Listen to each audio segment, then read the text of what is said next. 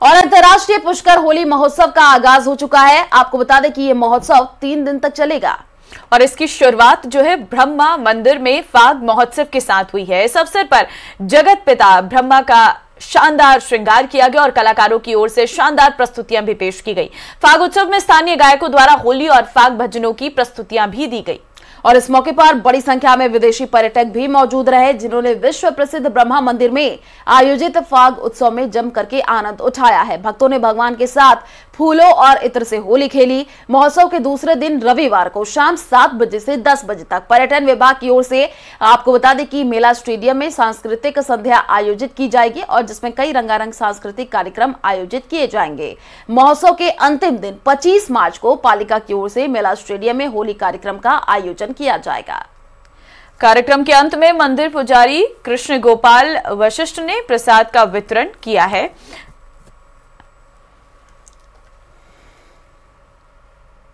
भीलवाड़ा में होली का अपना अलग ही मजा है। यहां रंग और गुलाल के साथ शमशान में चिता की भस्म से भी होली खेली जाती है। भीलवाड़ा शहर के पंचमुखी मोक्ष धाम में स्थित श्री मसानिया भैरवनाथ मंदिर में बीते 15 सालों से लगातार होली के मौके पर देर रात शमशान में चिता और भस्म की होली खेली जाती है।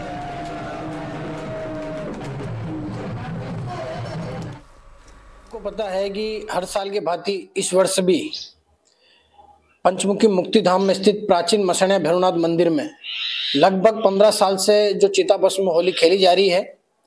इस साल भी चिता भस्म होली के साथ में प्रथम बार भीलवाड़ा में पंचमुखी मोक्ष धाम के अंदर 1008 कंडों की भव्य होली बनाकर उनका दहन किया जाएगा और उसी के साथ में मध्य रात्रि जिस दिन होली का दहन होगा उसी मध्य रात्रि के दिन चिता भस्म होली खेली जाएगी। और होली के मौके पर गुलाल गोटे की मांग भी बढ़ती जा रही है। मथुरा से लेकर के वृंदावन तक सब जगह गुलाल गोटे की डिमांड हो रही है। जयपुर में कैसे बनाया जा रहा है गुलाल गोटा और कितने में हो रही है इसकी बिक्री, देखिए इस रिपोर्ट में।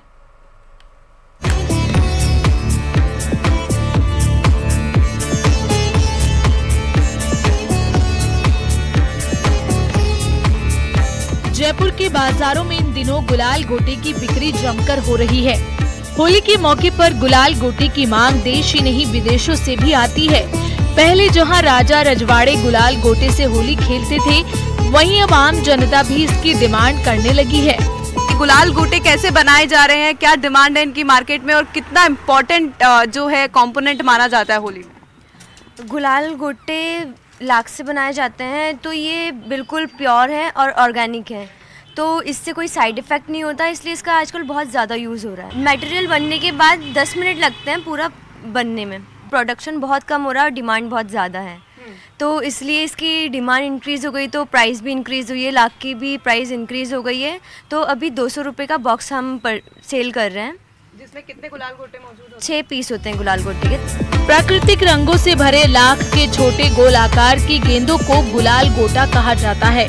पारंपरिक रूप से इन्हें जयपुर में बनाया जाता है। दूर से कोई उन्हें मिठाई समझने की गलती भी कर सकता है। गुलाल गोटे के एक डिब्बे की कीमत लगभग 200 रुपए होती है, जिसमें 6 पीस गुलाल गोटे होते हैं। ये लाख का गुलाल गोटा है। फूकनी की सहायता से लाख को गर्म करके फुलाया जाता है, फिर इसमें सेंटेड अरारूट की गुलाल भरते हैं और उसको जब फेंक के मारते हैं तो लाख का गुलाल गोटा फूट जाता है और उसमें से खुशबूदार गुलाल निकलती है, जो एक अलग ही माहौल बना देती है। इससे जब खेलते होली तो ज़रा भी चोट नहीं लगती और पूरे जितने भी राज परिवार हैं जयपुर के सिटी पैलेस में जाता है और मथुरा, दिल्ली, बॉम्बे और सूरत, बड़ौदा, जयपुर, हिंदुस्तान के अलावा बाय हैंड तो ये विदेशों तक भी जाता है, तो इसकी काफ़ी डिमांड है और अभी खूब ऑर्डर चल रहे हैं। गुलाल गोटे की परंपरा 400 साल पुरानी बताई जाती है, जब शाही परिवार गुलाल गोटे से होली खेलते थे। गुलाल गोटे में इस्तेमाल होने वाले ऑर्गेनिक रंग की वजह से इसकी डिमांड ज्यादा है। अब लोग रंग गुलाल की जगह गुलाल गोटे को उपहार के रूप में देने लगे हैं।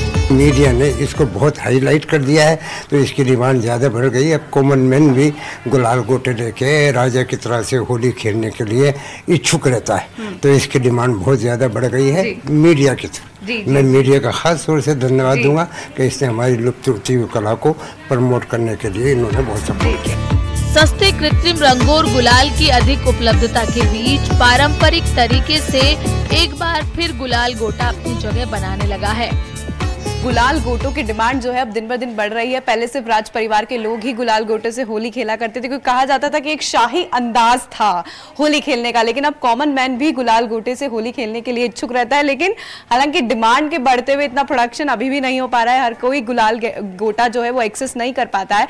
और आज मैंने आपको इस खास पेशकश में बताया कि आखिर गुलाल गोटा होता क्या है और होली में इसे कैसे यूज किया जाता है और लोग कहां से इसे खरीदने के लिए आते हैं। कैमरामैन दिलीप चीची के साथ महिमा जैन, न्यूज़ 18। होली का खुमार लोगों पर खूब चढ़कर बोल रहा है, लेकिन बीकानेर के धरनीधर मैदान में खेले जाने वाली होली बेहद अनोखी है।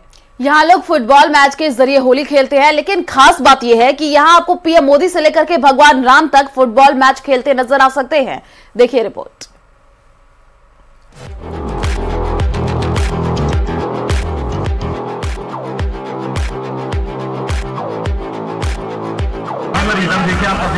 ये तस्वीरें हैं बीकानेर के धरनीधर मैदान की, जहां आपको पीएम मोदी, दिल्ली के सीएम केजरीवाल फुटबॉल मैच खेलते नजर आ रहे हैं।